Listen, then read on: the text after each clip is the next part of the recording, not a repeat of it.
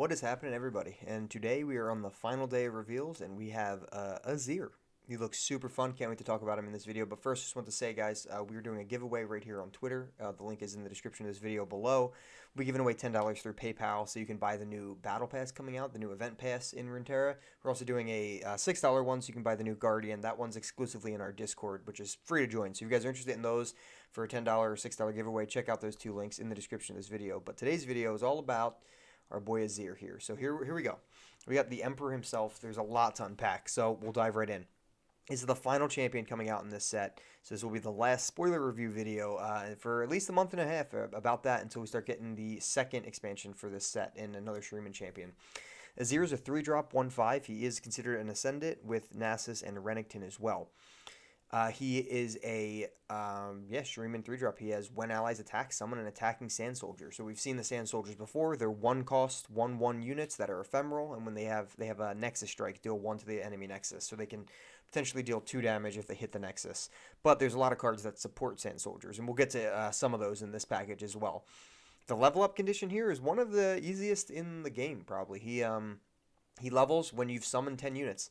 He doesn't have to see these 10 units on the board. He just has to be in your deck, and when you've when you've summoned 10 units, he levels up. So he should be leveling very consistently, not by turn 3 or anything like that, but should consistently level up every game. And, even obviously he helps himself level up. Whenever you attack, you summon an additional Sand Soldier with that. So there is a lot of value and a lot of you could really speed level him by 4 or 5 if you really want to. And when he levels up, he gets +1/+1, so 2/6 for 3 is pretty good stats. He still has when allies attack, you summon an attacking Sand Soldier. Also, when you summon an ally, you give him and the ally +1/+0. So if you summon a Sand Soldier when you attack, that Sand Soldier will have 1 additional attack, as well as Azir will have 1 additional attack. Kind of a cool mechanic. Something I can get behind. I definitely like the idea of him just summoning a ton of Sand Soldiers. It really fits his league package of just being the summoner, using all these Sand Soldiers to build a ton of damage up, and it's really actually pretty sweet. As always, the Ascendant champions do get to level 3, so when you've restored the Sun Disc, you can turn into level 3. When he levels up, you replace your entire deck with something called the Emperor's deck, and then they go through this, what these cards are. They're token cards, so you can't main deck these cards. They're all these different Emperor cards that are in your deck, and it actually replaces your whole deck. You also draw a card, so you instantly get access to one of those cards, which is cool. And then when allies attack, instead of just summoning a Sand Soldier, now you summon the Sandstone Charger, which of course is the 5/2 ephemeral unit from previous reveals. So these next cards here, as you can tell, when they don't have a gem token at the bottom, that means they are tokens. So these are the cards that will be in the Emperor deck when you level. Now, leveling up to level 3 has seemed pretty hard. There's a couple cards that can do it, but the Sun Disc needs, it counts down by 10 when you see an Ascended champion level up. Well, Azir is the easiest to level up. I mean, he is far easier than Renekton or Nasus to level up. I think, I'm not 100% sure where they're going to fall in line. Nasus might be able to level up easier than Renekton than Nasus. We're not really sure, but Azir is definitely number 1. So he is, making the Sun Disc look pretty viable because he really will level up every game you play him. Now you have to find him, you have to see him, but there is the Rite of Calling that we've gone over previously, so that can get you him, and he should level up, so that could be worth it. But even if not, just at level 2, if you're not even running Sun Disc, he still seems worth it to play in a few different synergies. But since we're talking and we have these new cards, let's talk about if we do get him to level 3, what are some of these cards in this deck that you make? So again, you get rid of your entire deck and replace it with these cards.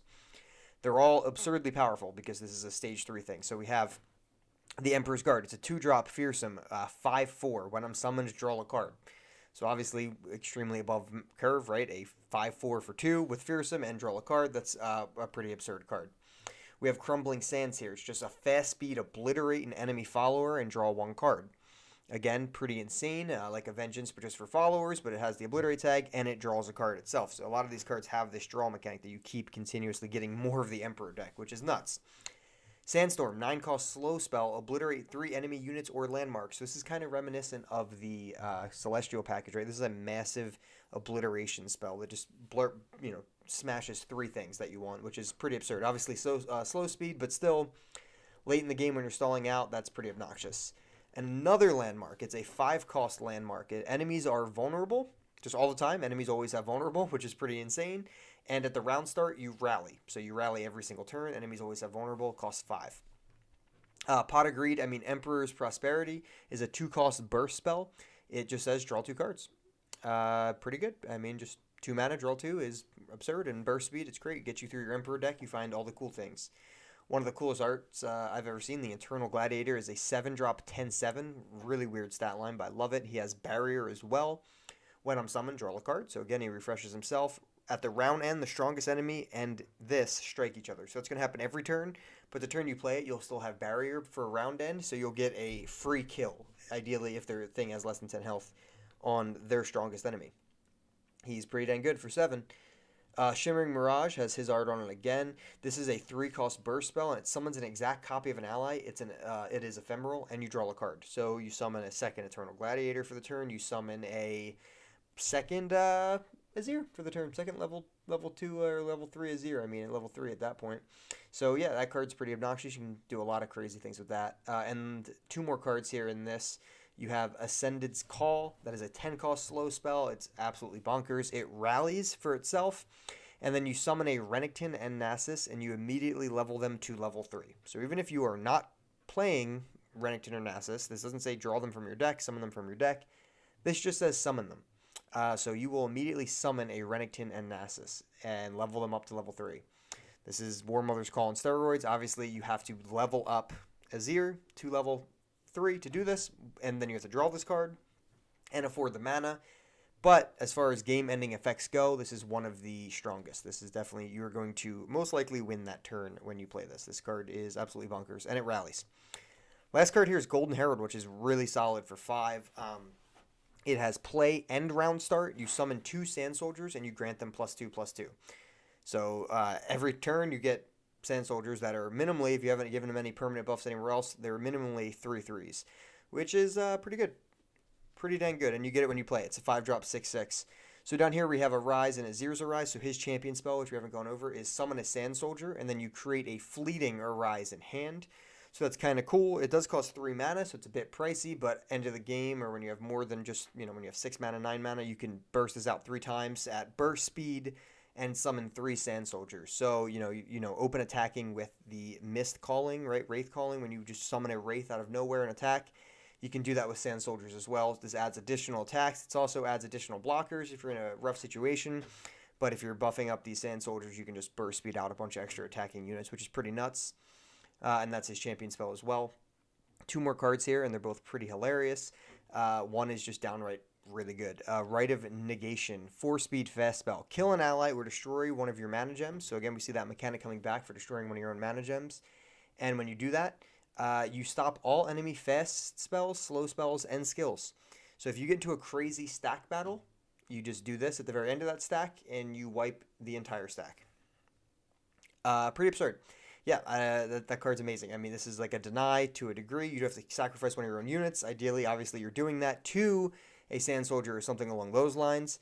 But again, they can cancel it if you target a Sand Soldier. If you target one of your own mana gems, they can't really kill the mana gem in response like they could if you target one of your own units. But this card has insane blowout potential, and it's very powerful. We'll be seeing it a decent amount for sure. Stops a lot of stuff on stack, and a really solid card. It is an epic, and it's a really solid card for the region. We also have the Emperor's Divide, which is a little bit more gimmicky and funny, but it's a 7-cost slow spell. Give enemies vulnerable this round and summon 6 Sand Soldiers. So kind of like the Powder Pandemonium that just came out. You have summoning all those monkeys based on how many times you plundered and giving your opponent vulnerable. This kind of does the same thing. You give your entire enemy board vulnerable. You fill your board up as much as you can with Sand Soldiers, and you attack. 7 mana is very pricey. If you're all in on the Sand Soldier thing, possibly. Even if you're not really all in on the Sand Soldier thing, I'm not sure if you're going to need this or not. It's kind of like a cool, like, harrowing type blowout play a little bit, but if your Sand Soldiers are just 1/1s, it's not really all that impressive. But I don't know. Even in that deck, I'm not sure if I want to run this or not. So it's kind of an interesting one. We've seen the Sand Soldier support, so obviously just scrolling down to these past reveals we didn't cover before. We do have the Dune Keeper here, who's one of the best 1-drops in the game. Instantly, as soon as he gets revealed, 1-drop, 2/1, he summons a Sand Soldier. Again, we went over Sand Soldier, so that card's absolutely incredible. One of the best 1-drops. And then we have the Emperor's Dais, which is when allies attack, summon an attacking Sand Soldier. So you can kind of just have this backboard of just, you're just sending 1 unit out, but 3 Sand Soldiers are coming with you every time, if you have Azir and this out, which is really, really a fun mechanic. when you start to get to, okay, well, how am I going to buff these units? That's kind of where the rest of these cards came in. You have the Desert's Wrath. It's 4-cost slow spell. You grant all allied sand soldiers everywhere +1/+0, and you also get to summon 2 of them for this card. That is a way to, okay, now for the rest of my game, those sand soldiers, already they're doing 2 damage to Nexus if they go through. Now they have 2 attacks, so not only are they going to do 3 damage instead of the Nexus, but they also trade more efficiently into things. They're not as easy to chump block, so that card's pretty important if you're going for that mechanic for sure. But on top of that, there's other ways to buff units, we know. The Sandcrafter is just another way to summon an additional one when it attacks, so that's pretty cool. But the Inspiring Marshals, the 5-drop 4/6, which is a great stat line, and when you summon another ally, you give it +2/+0 this round. So if you have Azir in the backline, if you have Empress Diaz in the backline, and you're just sending one little attacker, say the Sandcrafter, that summons 3 Sand Soldiers. And if you have Inspiring Marshal in the backline as well, you can kind of keep a lot of things in the back, and your wave of attack is going to be like 3 Sand Soldiers, and they're all going to have at least 3 attack if you just have the Inspiring Marshal out. If you cast it Desert's Wrath, you get even more than that, which is cool. And then they also have a kind of like a giant, like from Hearthstone. They have this card that reduces its cost of the Sandstone Chimera. Really sick art. You reduce its cost by 1 for each time an ally attack this game. So obviously the Sand Soldiers are going to be attacking like crazy. So you should have the ability to, have a lot of reduction to this guy's cost, and you should be able to get him out relatively cheap. But he's just a flat 6/6.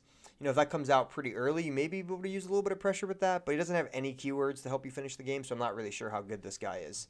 Overall, this is one of the things I'm more excited about. I'm absolutely thrilled Azir's in the game. I think he's super sweet. I really like the idea of just summoning this endless horde of Sand Soldiers. Can't wait to try it. So guys, this is March 2nd, March 3rd, me and Shurima. If you guys want to enter the giveaway, make sure to head over to some of the links in this description and leave a like, leave a comment, make sure you're subscribed. We'll catch you next time.